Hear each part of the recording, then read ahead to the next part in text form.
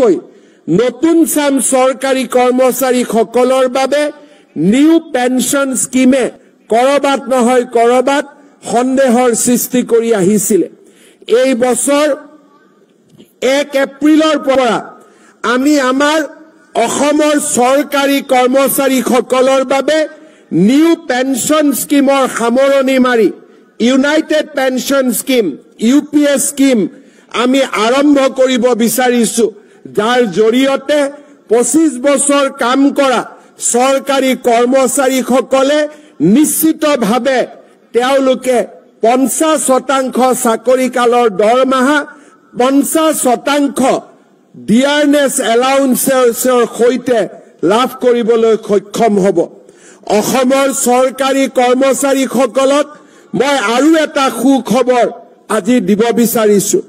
2005 চনৰ আগতে যিসকলৰ নিযুক্তিৰ প্ৰক্ৰিয়া আৰম্ভ হৈছিল, কিবা কাৰণত নিযুক্তিৰ প্ৰক্ৰিয়া 2005লৈ গুচি গল, তেওঁলোকে ওল্ড পেনশন স্কিমৰ জাগাত নিউ পেনশন স্কিমৰ অন্তৰ্ভুক্ত হ'বলগীয়া হৈছিল। কাৰিকৰী অসুবিধা পিছ পেলাই মই তেনে সৰকাৰি কৰ্মচাৰীসকলকো যাৰ নিযুক্তিৰ প্ৰক্ৰিয়া 2005 চনৰ আগতে আৰম্ভ হৈছিল, তেনে সৰকাৰি কৰ্মচাৰীসকলকো ওল্ড পেনশন স্কিম বা OPSৰ ভিতৰলৈ আনিবলৈ সিদ্ধান্ত গ্ৰহণ কৰিছো, যি আমাৰ ৰাজ্যখনৰ সৰকাৰি কৰ্মচাৰীসকলৰ বাবে নিৰাশাৰ পৰিৱৰ্তে আশাৰ এক নতুন সঞ্জীৱনী সুধা আৰম্ভ কৰিব। আমাৰ সৰকাৰি কৰ্মচাৰীসকলৰ বাবে বিশেষকৈ নতুন চাম সৰকাৰি কৰ্মচাৰীসকলৰ বাবে নিউ পেনশন স্কিমে কৰবাত নহয় কৰবাত সন্দেহৰ সৃষ্টি কৰি আহিছিল।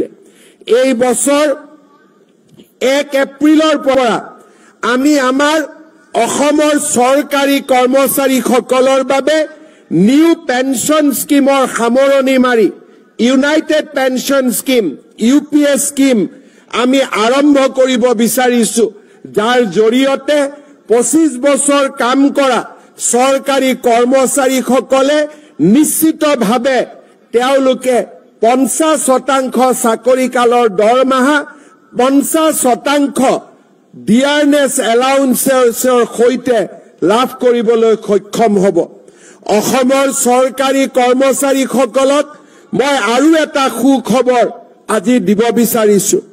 2005 চনৰ আগতে যিসকলৰ নিযুক্তিৰ প্ৰক্ৰিয়া আৰম্ভ হৈছিল, কিবা কাৰণত নিযুক্তিৰ প্ৰক্ৰিয়া 2005লৈ গুচি গল, তেওঁলোকে ওল্ড পেনশন স্কিমৰ জাগাত নিউ পেনশন স্কিমৰ অন্তৰ্ভুক্ত হ'বলগীয়া হৈছিল।